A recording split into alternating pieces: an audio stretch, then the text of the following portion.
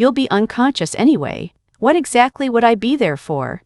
That was the last full sentence my husband said to me before he stepped over the threshold of our garage, rolled his suitcase to the SUV, and left me holding the door frame so I wouldn't fold onto the concrete. My name is Claire Hartley. I was 36 years old, and that morning my heart was failing in real time, a valve that 3 specialists had circled in red on 3 different scans. A surgery scheduled for 11 o'clock that I had been counting down to for 9 days. I had laid my clothes out the night before, the way you lay out clothes, when part of you isn't sure you'll be the one putting them away again. A soft gray cardigan. Slip-on shoes, because they told me I wouldn't be able to bend after. A folder of paperwork, alphabetized, because organizing things is what I do when I'm afraid. What I had not laid out, what no folder could organize, was the possibility that the man I'd been married to for 11 years would look at me turning the color of ash and decide his flight mattered more. Grant was dressed for Maui. Linen shirt the good, watch the carry-on he packed 3 days early because the President's Club trip, the reward for a sales year I had quietly carried him through, was the most important thing that had ever happened to him. That's not me being cruel. That's the way he said it. The most important thing that's ever happened to me, Claire, more important than the wedding. More important than Lily's birth. He said it like a man who had never once been asked to choose and so had never learned that he would always choose himself. I felt it start in the kitchen at 9:38 in the morning, 82 minutes before the operating room expected me. A pressure, then a tightening, then the strange cold sweat the cardiologist had warned me to never, ever ignore. I said his name. I said, "Grant, it's happening. It's the thing they told me about. I need to go now." And for 1 second I will give him this 1 second forever, because it's the second that proves he understood. His face did the right thing. It went pale. It went frightened. Then his phone buzzed on the counter. His mother, asking if he'd left yet, and I watched the fear drain out of his face and something else replace it. Calculation. The look of a man doing math and deciding the math didn't include me. "The hospital does this every single day," he said, picking the phone back up. "They have a whole team. You'll be in better hands than mine." He actually said that. Better hands than mine, as if his hands had ever once been offered. I asked him to drive me. 11 minutes. That's how far Lakeside Memorial was from our driveway. 11 minutes, and a flight that didn't board for 3 hours. I did the arithmetic out loud because I still believed, even then, that he simply hadn't understood the numbers. He understood them. He looked at his suitcase, and he looked at me, and he told me to call a car. "Order one of those rides," he said. "I'll keep my phone on. Text me when you're checked in." It was 9:44 in the morning, 76 minutes until surgery, and a heart that had stopped agreeing to wait for the schedule. I followed him into the garage because some animal part of me thought that if he saw me, really saw me, gray and shaking, gripping the wall, the husband I married would surface. He shut the trunk. He checked his watch. And the pressure in my chest became a hand closing into a fist, and I went down onto one knee on the cold concrete, and I heard the SUV door open and close. I did not scream. I want you to understand that. I did not chase him. I knelt there with my palm flat against the ground, breathing the way they teach you to breathe, and I watched the reverse lights come on, and I understood with a clarity that surgery never gave me exactly who my husband was. Then a second car turned into the driveway behind him. The rideshare I had managed to order with a shaking thumb, a silver sedan. And the man who climbed out of it, older, gray at the temples, moving fast the way only trained people move, was the first person in my marriage to run toward me instead of away. What Grant didn't know, what none of them knew, was that the dashcam mounted on that driver's windshield was already recording. And by the time his plane touched down in Maui, the 11 seconds he spent stepping around his collapsing wife to protect a suitcase would be the most expensive 11 seconds of his entire life. Before I tell you what was on that footage and what it cost him, tell me where you're watching from today. And tell me honestly, have you ever watched someone you loved show you, in one unguarded moment, exactly who they'd always been? When does a marriage actually end? At the divorce or in the driveway? When a person abandons you to save themselves? Are they revealing a new self? Or finally showing you the only one that was ever there? And what happens to a man who is certain he's untouchable, the morning he discovers the woman he stepped over owns the ground he's standing on? Grant Hartley did not become this man overnight. That was the hardest part to accept, because it meant I had watched it happen and called it love. In public, he was extraordinary. At Crestline Collective, where he sold high-end outdoor and lifestyle goods to retailers across 4 states, he was the one they put on stage at the Sales Summit Tan. Easy, a hand on every shoulder. A story for every buyer about building a life worth coming home to. He sold belonging for a living. Tents and fire pits, and those expensive wool blankets, all of it wrapped in the idea of family. Customers loved him. His regional director loved him. Strangers at parties came away certain they'd met the most devoted husband and father in Brookhaven. Inside our house, the math was different. I was the one who came home to the life he was so good at selling. And the math was literal too, because I was the one who kept it. Let me give you the real numbers, the way my father taught me to keep numbers, because the gap between the life Grant sold and the life I ran is measured in figures he never once looked at. Our mortgage was $2,840 a month. Lily's preschool was $1,150. My cardiology copays, after the deductible, ran about $340 a visit, and across 18 months I made 41 of them, 38 of them alone. I drove a 9-year-old Subaru with 138,000 miles on it because Grant needed the newer SUV for client impressions. A $61,000 vehicle he financed against a commission check I quietly stabilized. I tracked every dollar in a spreadsheet with 17 tabs because tracking things is what my father's daughter does when she's frightened. Grant thought budgeting was something that happened to other people. He'd never once, in 11 years, asked what anything cost. He only ever asked what was for dinner. We had a daughter, Lily, who was about to turn 6 in the only way that mattered, the actual day, not the party Grant kept rescheduling because it landed inconveniently near a trade show. I was the one who learned to braid hair from a 4-minute video I'd watched maybe 200 times, who knew which of her 11 stuffed animals could not be slept without, who had the pediatrician's number memorized down to the extension. And for the 18 months before that driveway, I had also been the one quietly managing my own failing heart. The appointments scheduled around Grant's calendar, the second opinions I drove to alone. The nights I lay awake listening to my own pulse stutter while he slept the sleep of a man who had decided somewhere along the way that my health was a topic that made him tired. Because that was his tell. Whenever my needs interrupted his comfort, he got tired. If I mentioned the surgery, he'd rub his face and say we'd talk about it later. If I asked him to come to an appointment, he'd say doctors made him anxious and he'd only be in the way. If I told him I was scared, he'd say everyone was scared of something and change the channel. He had an entire private grammar for turning my fear into my failing, a way of making the person in distress feel like the inconvenience. He learned it at home, an hour up the highway, 58 miles exactly. I drove it enough Sundays to know, in the house where his mother still cut his steak with her eyes if not her hands. Sandra Hartley had raised an only son to believe the world was a thing that arrived for him. She had opinions about me that she delivered as concern. I coddled myself, she said. Women in her day had babies in the morning and made supper by night and didn't make a production out of their bodies. When I mentioned the cardiologist once, at a Sunday dinner, she set down her fork and said that her own mother had a bad ticker her whole life and never once asked anyone to rearrange a vacation. Roy, Grant's father, nodded into his plate and said his son worked hard and deserved to relax, and didn't I think I leaned on him a little much? I used to find it sweet how often Grant drove back to that house. Then I understood he wasn't visiting his parents. He was returning to the only place that had ever agreed, unanimously, that he was the center of the universe. The week it all happened was the week I learned exactly where I ranked. My surgery had been on the calendar in red for 9 days. Grant's President's Club trip had been on it in his own private gold for 2 months.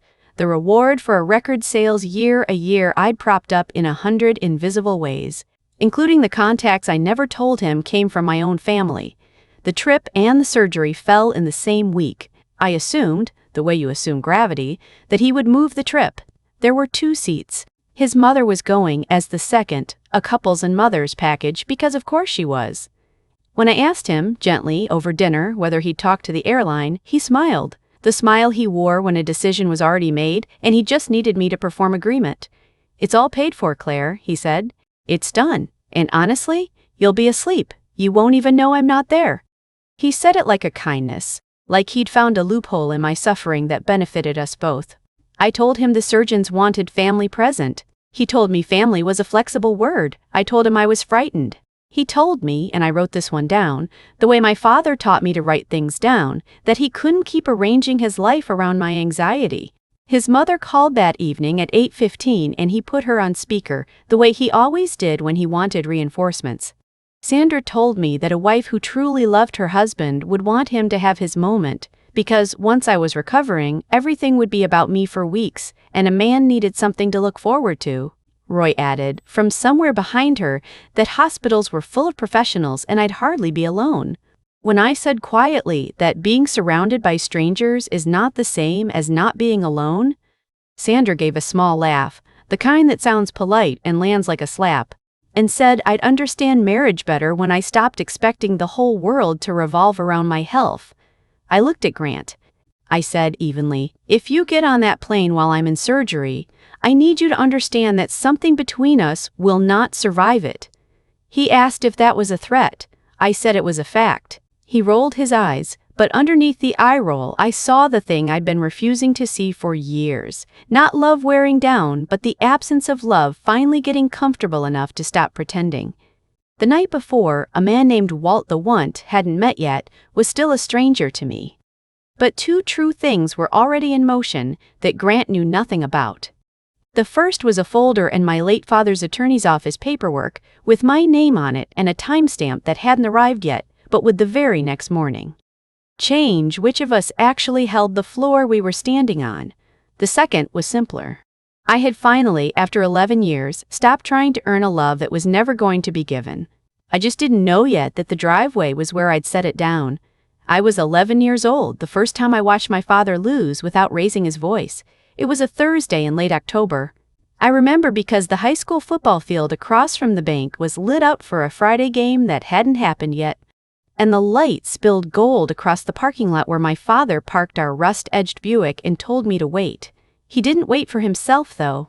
He brought me along because my mother was working a double at the diner, and a man like my father, a self-taught contractor with dirt permanently under 2 fingernails and a loan application folded in his jacket pocket, didn't have the luxury of a babysitter on the one afternoon the bank would see him. He'd built our entire town, practically. The library annex, the rec center roof, half the porches on Maple Street.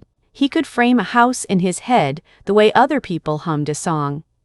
And he was sitting in the lobby of Brookhaven First Savings asking for $40,000 to buy a truck and hire 2 men, because the work was there if only he could reach it. He had $3,100 in savings, a credit history of small things paid back to the penny, and 7 signed letters of reference from people whose homes he'd built. By every number that mattered, it was a sound loan. I watched through the glass partition. I couldn't hear the words, but I could read the postures, and at 11 I understood postures better than sentences. The loan officer was younger than my father, maybe 28. He kept his hands folded on a closed folder he never opened. He smiled the entire time, and the smile never reached anything. My father slid his paperwork across the desk, his contracts, his references, the letter from the rec center board, and the young man slid it gently back, untouched, and said something that made my father go very still. In the car afterward, my father didn't curse. He didn't pound the wheel. He sat for a long minute with both hands resting on his knees, and then he said something I have carried for 25 years. He said, "Claire, that man didn't say no to my numbers. My numbers were good. He said no to me." And the trouble with that kind of no is you can't argue your way out of it because they'll never admit it's the real one. I asked him what we were going to do. I was 11. I thought the world was a place where good numbers won. He started the car. He said, "We're going to build it anyway, slower, and we're going to keep every single piece of paper. Every receipt, every contract, every dollar in and out. Because someday the room changes, baby. Someday you're not the one asking, you're the one who owns the table. And on that day, you don't want to be holding feelings. You want to be holding records. Let the paper do the talking. Paper doesn't get tired, and paper doesn't get scared, and paper outlives every smile that ever closed a folder on you." He built it anyway, slower. It took him 9 extra years.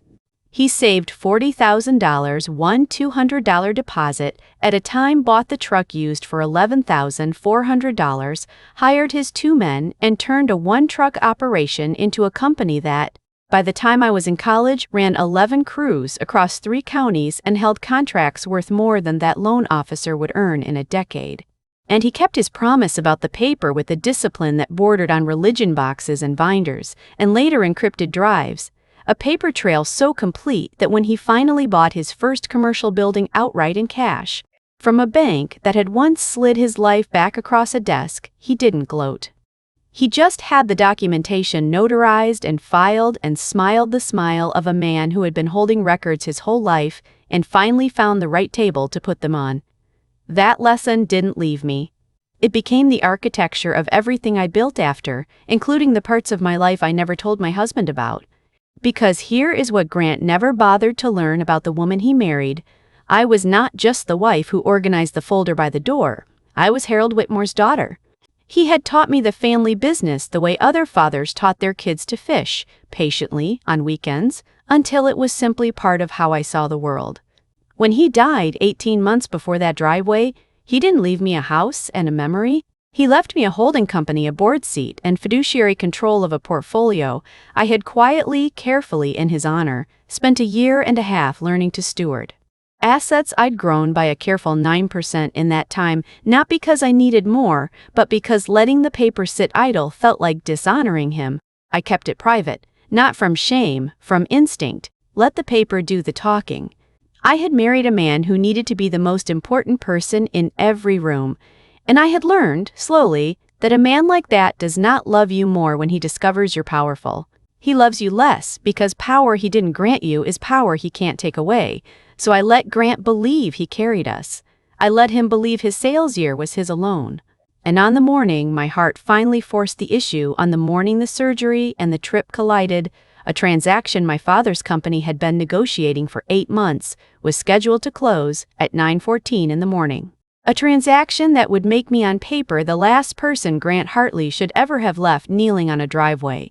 He just had a flight to catch first. The man from the silver sedan reached me before I hit the concrete a second time. "Easy, easy, I've got you." His hands were already on my wrist, 2 fingers finding my pulse with the speed that told me he'd done this before. "My name's Walt. I'm gonna sit you down right here, nice and slow. Don't fight me." Behind us, Grant's SUV was still idling at the mouth of the driveway, brake lights red. The turn signal blinking with the obscene patience of a man waiting for traffic to clear so he could leave his collapsing wife behind on schedule.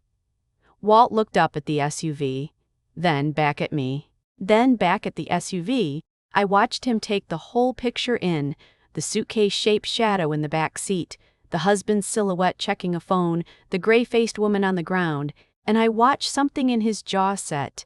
"That your ride leaving?" he asked carefully. "That's my husband," I said.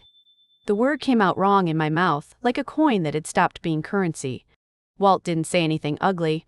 He was too professional for that, and I'd learn later why, 19 years as a paramedic before his knees and a pension dispute pushed him into driving.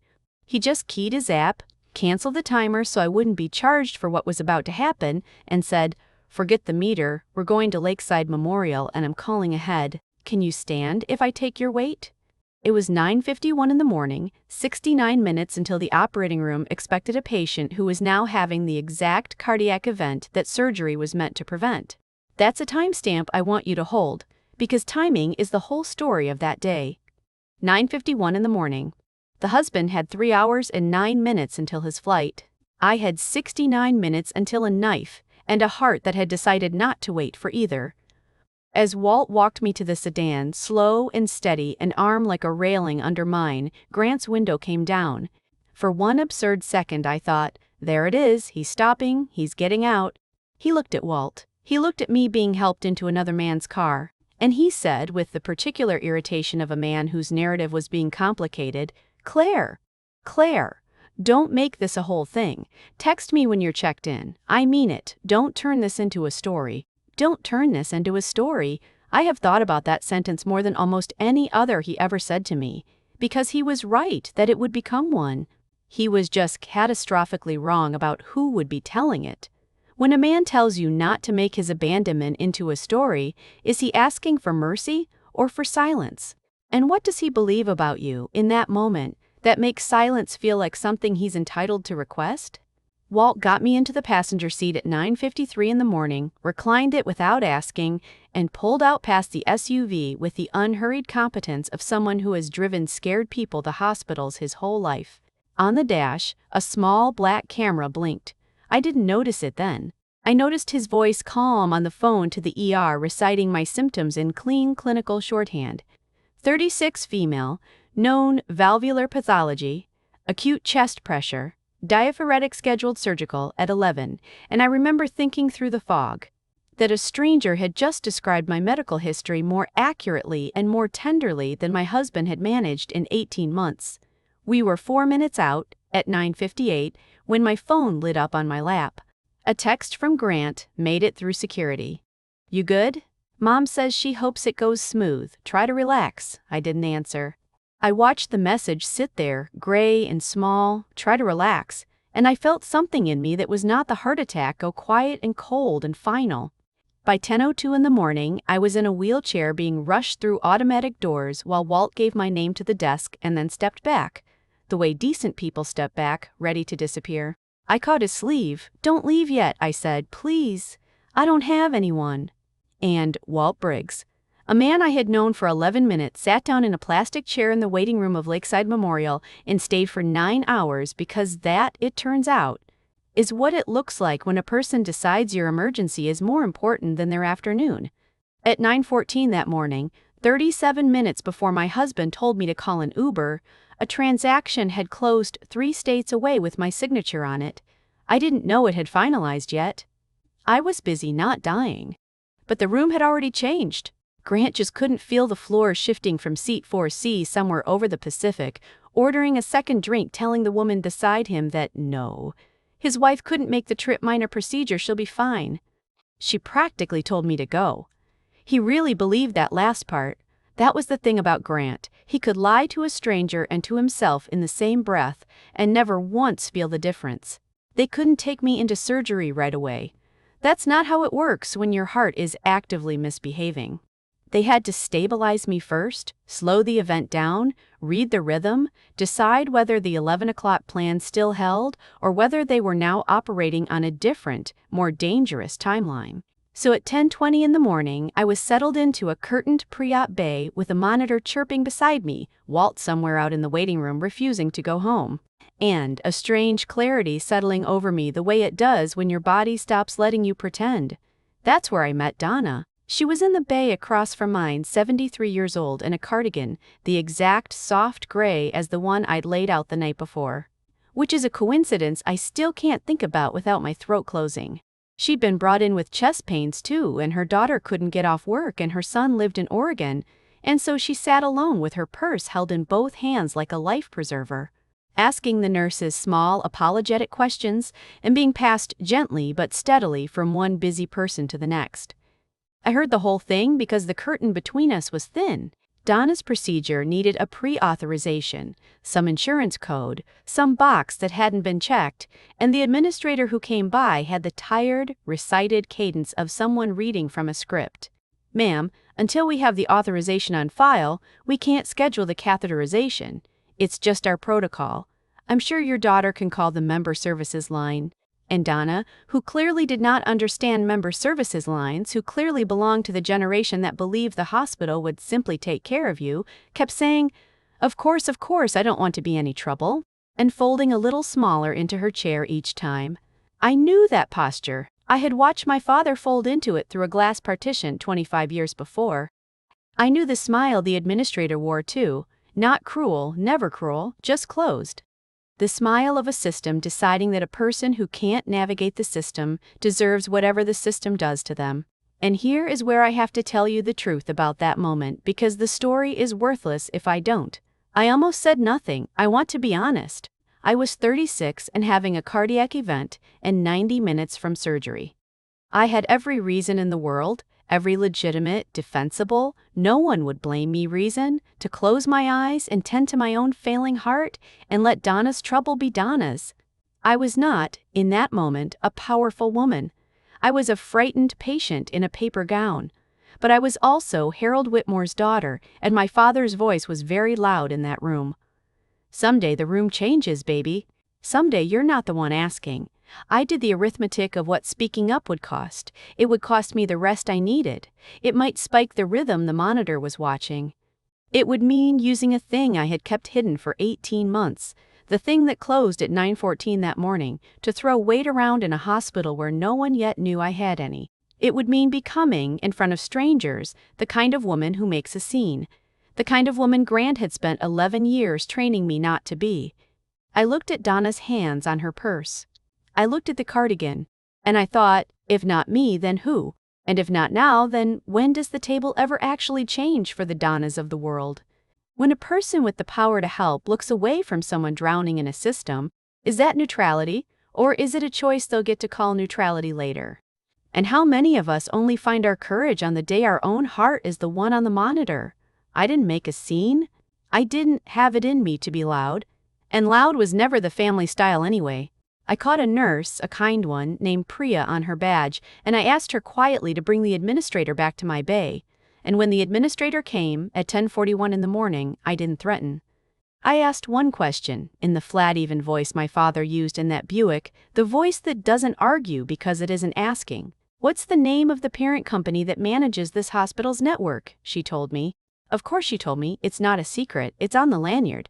Would you do me a favor, I said, and confirm with your administration who, as of 9:14 this morning, holds the controlling interest in that parent company? I'll wait. And while you're confirming, please get Donna her catheterization scheduled. I'll personally guarantee the authorization. Let the paper catch up after. It's a heart. It doesn't keep banker's hours. She looked at me the way you look at a woman in a paper gown who has just said something that doesn't fit the paper gown, and then she went to confirm. Here is the cruelty of timing. The body doesn't coordinate with the calendar. While the administrator was off confirming a name she would not believe, my heart decided it was done waiting. At 11:01 in the morning, the monitor's chirp changed pitch.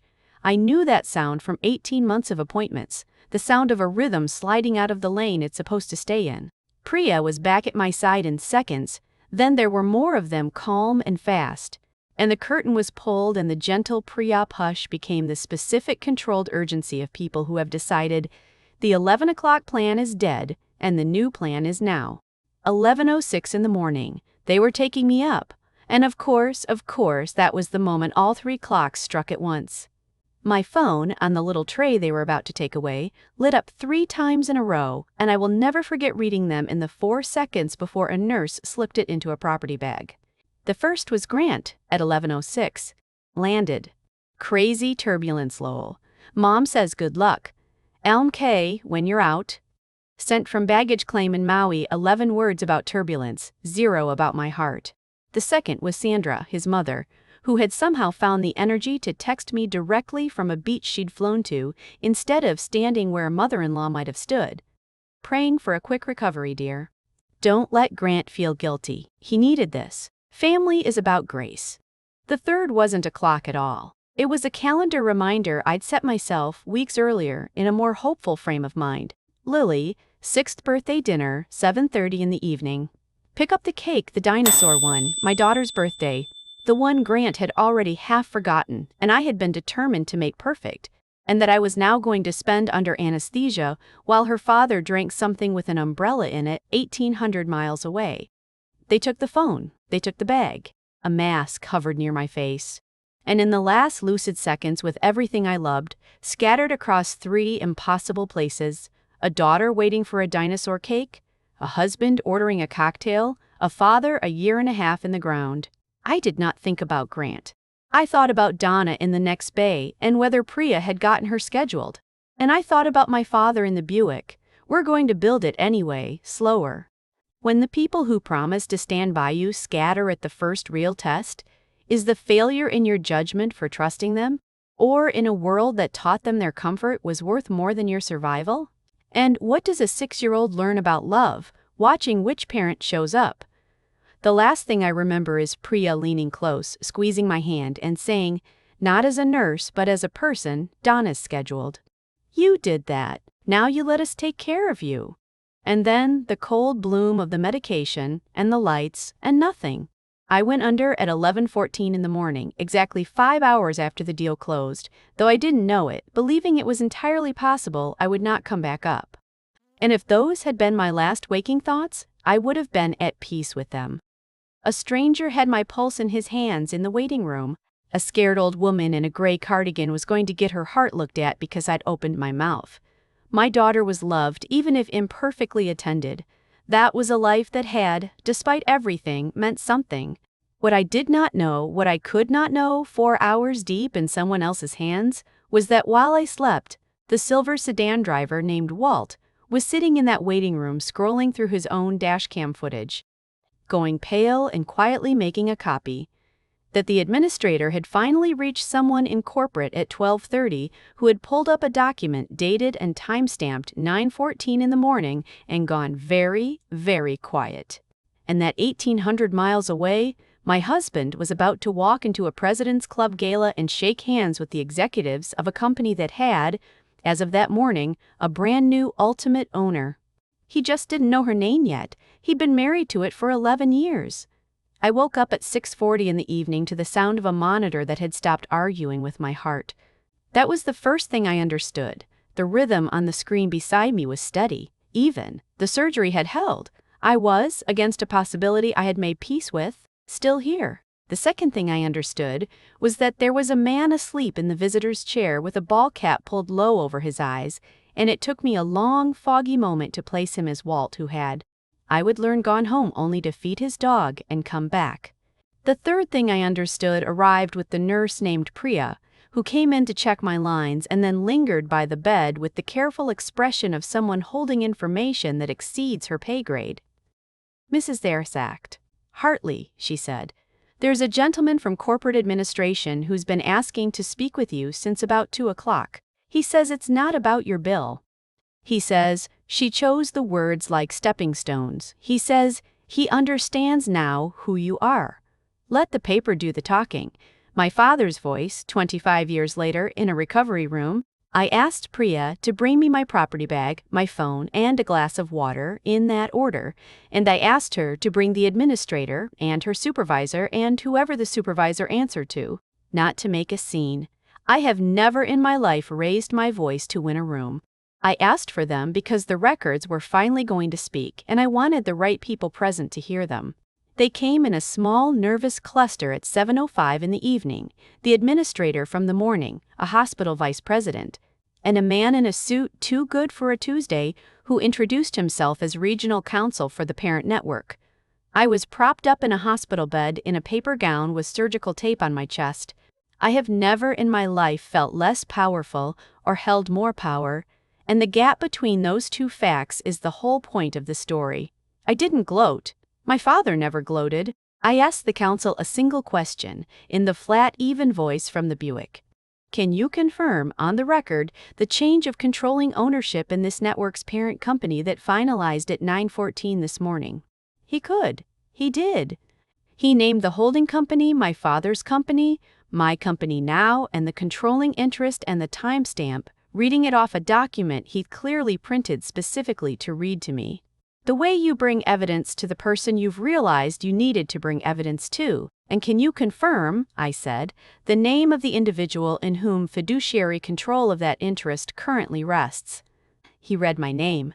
My maiden name and my married name both, because the documents carry both. Claire Whitmore Hartley. He read it the way you read something you cannot believe you spent the morning not knowing. I let it sit.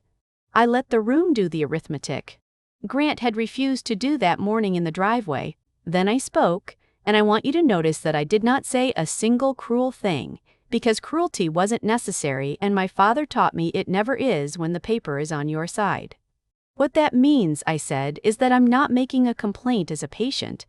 I'm raising a concern as the ultimate owner of the entity that runs this hospital. And I have two of them. The first is a woman named Donna in pre-op this morning, who was nearly denied a time-sensitive cardiac procedure over a pre-authorization box. I want to know that she was treated, and I want to know what your protocol is for patients who can't navigate the protocol, because from where I was sitting, the protocol was working exactly as designed. And that's the problem. The vice president started to say something about standard procedure. I stopped him, gently. The second concern is simpler. I'd like every record from today preserved. Admission timestamp. The transport. The pre-op authorization exchange. All of it. Not because I'm planning anything against this hospital, you treated me well, and Donna got her catheterization, and I'm told that's partly because someone here did the right thing this afternoon. I looked at the administrator, who had the grace to look at the floor. I want the records preserved because I've spent my whole life being taught by my father that the paper outlives the smile. And I have a separate matter, in my personal life, where the paper is going to need to do quite a lot of talking. That separate matter was, of course, 1,800 miles away in a linen shirt, shaking hands at a gala thrown by a subsidiary of a company that, as of 9:14 that morning, I controlled. Because here is the thing I hadn't told the room yet. The thing I'd realized somewhere in the fog of waking Crestline Collective, the company that employed my husband. The company whose President's Club trip he had chosen over my surgery sat 3 levels down in the same corporate structure my father's holding company had just acquired. It hadn't been the point of the deal. Grant's employer was a footnote in a portfolio, a small lifestyle brand bundled into a transaction about something else entirely. I hadn't even connected it until I was lying there counting the ways the morning had rearranged the world. My husband had spent the day flying across an ocean to celebrate a milestone handed to him by executives who reported up a chain that ended, now, at his abandoned wife's hospital bed. He had told me not to turn it into a story. He had told me to call a car. He had not known that the car would have a camera, or that the wife would have the deed, or that the universe occasionally, beautifully, lets the paper catch all the way up. I did not call him that night. I want you to understand that, because the easy version of this story is the one where I phoned him at the gala and said something devastating and hung up. I didn't. I was 12 hours out of heart surgery, and my daughter's birthday cake was uneaten in a bakery, and I had exactly 1 phone call in me, and I did not spend it on Grant. I spent it on Lily at 7:40 in the evening, 10 minutes after a birthday dinner that didn't happen. I had Priya dial, and I heard my 6-year-old's voice, and I told her, Mommy's heart got fixed, and Mommy loved her more than dinosaurs, more than the whole world. And that I was sorry I missed the cake, and we'd have it together tomorrow, just us. She asked where Daddy was. I told her Daddy was on a trip. I did not editorialize. I'm proud of that. The records would editorialize for me, in time. Then I hung up, and I looked at Walt, awake now in his chair, and at Priya in the doorway, and I said the only thing that felt true. I'm not okay yet, but I'm done being his wife in every way that was ever going to cost me my life. The thing about a system finally working is that it doesn't look like fireworks.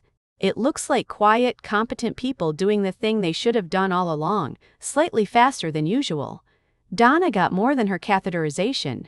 The administrator, the same one from the morning, came back before the end of her shift around 8:15 in the evening and sat with Donna and helped her personally untangle the authorization for the follow-up.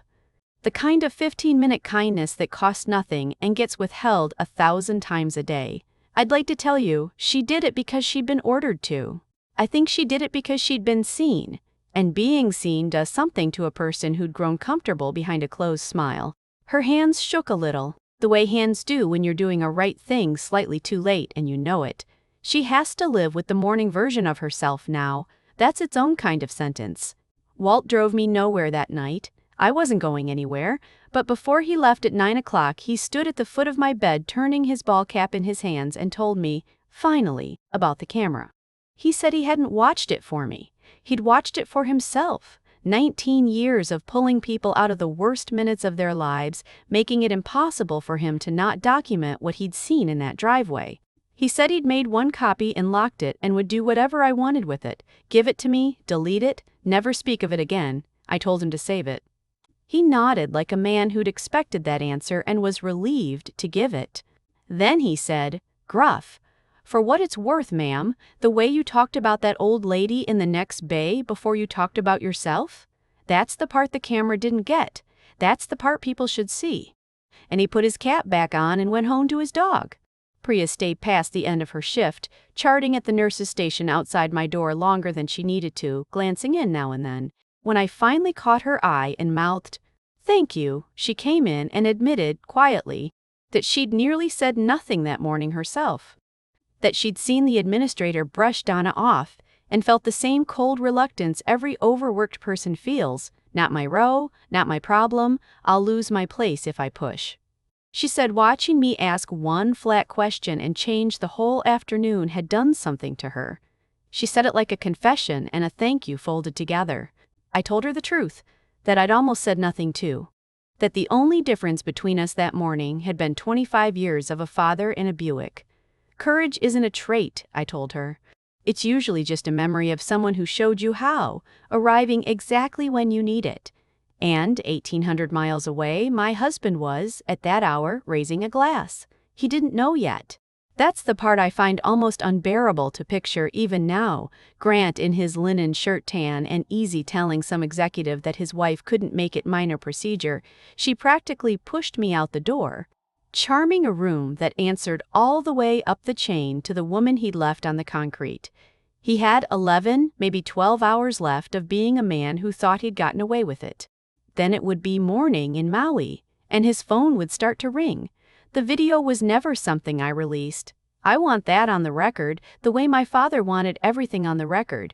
I did not wake up from heart surgery and plot a man's ruin. He had already done the ruining. It just took a while for the rest of the world to catch up to what the driveway already knew. Walt's footage went nowhere for 2 weeks. It sat locked, exactly as he'd promised. What moved first was simpler and harder to stop. People talking. A nurse who'd heard the pre-op story, a neighbor who'd seen a silver sedan and a kneeling woman. Someone in a local parenting group asking, without names, whether a husband should fly to Hawaii while his wife had heart surgery. That post alone collected 400 comments in a day, and not one of them was on Grant's side. And then a short blurred clip. No address, no faces sharp enough to sue over of a man in a linen shirt stepping around a woman on the ground to protect a suitcase, while a turn signal blinked with monstrous patience. I still don't know exactly who first connected the clip to the parenting group post. The internet stitches these things together faster than anyone can trace. But within 72 hours, it had jumped from that local group to Reddit, then to a repost that crossed 1 million views before the weekend was out. People called him non-refundable. Not because of a flight this time, but because of what he'd said about the trip being paid for, and because the internet is cruel in the specific way it reserves for men who are cruel first. They put his sunny airport selfie, he posted one, Maui bound, the morning he left me, next to the blurred driveway clip. The contrast did the work, it always does. Someone overlaid the timestamp of his selfie, 10:11 in the morning, against the hospital's public admission window. The math was unforgiving, and the math was public. Crestline Collective moved quickly, the way a brand built on the word family has to when family becomes the thing trending against it. Their entire catalog was photographs of fathers carrying toddlers on trails, couples laughing around fire pits, mothers wrapped in those expensive wool blankets on porches. Now every one of those posts filled with the same question: is leaving your laboring equivalent wife on the driveway part of the lifestyle? But I want to be careful here, because the satisfying version of the story is a lie. They did not fire him in a thunderclap. That isn't how it works, and it shouldn't be. There was an internal review. There was an HR process that took 6.5 weeks. There were interviews, including one with a colleague named Tom Mercer, the coworker who'd watched Grant treat people like props for years and said nothing, who finally, quietly, told the truth on the record about who Grant was when there was nothing to sell. Tom told me later he should have spoken up years earlier. He carries that. He'd watched Grant take credit for a junior rep's account in a meeting and laughed along with everyone else, and the memory of that laugh, he said, was the thing that finally moved him. He started mentoring 2 of those junior reps, the kind Grant used to belittle. It doesn't undo the silence. He knows it doesn't. He does it anyway. That's what a real amends looks like, not a grand gesture, but a quiet weight you agree to carry forever. What ended Grant's career wasn't the video in the end. It was the review finding a pattern: 3 years of small expense irregularities totaling just over $14,000. A habit of taking credit for accounts that weren't his. The structural dishonesties of a man who'd always believed the rules bent for him. The driveway just made everyone look. Due process found the rest. He was let go for cause, 3 months and 1 week after the morning he told me to call an Uber, I did not have him fired. I never said a word to anyone at Crestline about being in his chain of ownership. I didn't have to. The system, once someone made it look, worked the way it's supposed to, and so rarely does. Sandra and Roy got the consequence that lands hardest on people who believe reputation equals goodness. The reputation went, and they discovered the goodness had never been underneath it. Sandra's voicemail to me, the family's about Grace 1, got read aloud, without my doing, in some corner of the internet, and her church circle and her book club went quiet around her. Roy stopped holding court at the club. One of his golf partners, it turned out, had a daughter who'd just had a baby, and he told Roy plainly that what Grant did wasn't old-fashioned, it was shameful. The son they'd raised to be served moved back into their house 58 miles up the highway because his marriage was over and his job was gone. And the three of them now sit together every evening in the home where he learned that his comfort outranked his wife's survival. I don't wish them pain, I genuinely don't. But I noticed that the people who told me family was about Grace are now living, daily, in the exact accounting they spent 11 years telling me not to keep. Donna sends me a card every month. Her catheterization led to a stent, and the stent led to a cardiologist who caught something else early, and Donna, at 73, is gardening again. She came by once when Walt happened to be visiting, and the two of them talked for an hour about nothing, and I sat there and watched two people who'd been strangers to me a season ago and thought, this is the family the driveway gave me back. The hospital network. My network, a phrase I'm still learning to say, adopted something we now call internally a patient navigation standard. Anyone who can't work the authorization maze gets a human assigned to walk them through it, not a closed smile. In the first quarter, denied then reversed authorizations for elderly patients dropped by roughly 40%.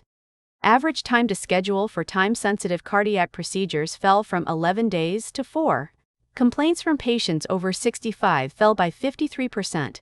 Two other hospitals in the region announced they were studying the same model. Priya runs part of that program now. I asked for her by name, and she negotiated a raise I was glad to approve. These aren't PR numbers. They hold because they were built into protocol, not press release, slower, the way my father built everything. We're going to build it anyway, slower. Walt and I are friends. His knees still hurt, and his dog is still spoiled, and he came to Lily's 7th birthday and let her wear his ball cap the whole afternoon.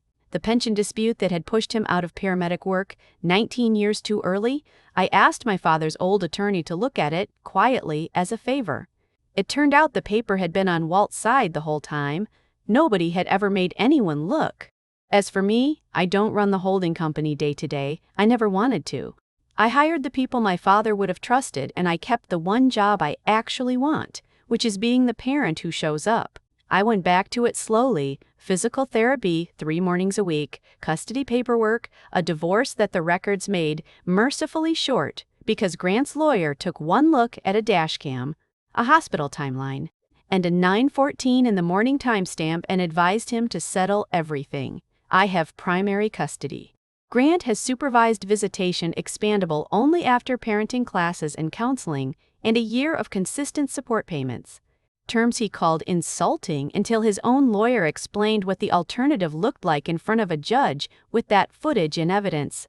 Lily has her birthday on her actual birthday now every year, no exceptions with the dinosaur cake, because clock 3, the one that was never about a deadline and always about a promise, is the only clock I still keep religiously. I kept one thing from that day that wasn't a victory. It was a question, and I've never quite put it down. I beat the wall because I happen to own it. Donna almost didn't get her heart looked at over a box on a form. Walt was failed by a pension system for 19 years until someone with resources finally looked. So what about all the people kneeling in all the driveways? The ones whose neighbor doesn't have a camera, whose father didn't leave them a company, who ask one flat question and get a closed smile instead of an answer. That question is the only thing I brought home from the worst morning of my life. I think I was supposed to. Here is what this story proved, and it's worth saying plainly because it's true. A person can be abandoned at their lowest moment and still survive it whole. A system that fails people can be made by one person paying attention to fail them less. Dignity isn't only an ideal, It showed up that quarter as 40% and 4 days and 53% and a man named Walt finally getting the pension he'd earned, measurable, real, and built to last. But I'd be lying to you, and my father raised me to let the paper tell the truth if I ended there. Because I have to admit the harder thing, I didn't win because I was right. Being right hadn't saved my father in that bank lobby, and it doesn't save anyone. I won because I happened to be holding the deed.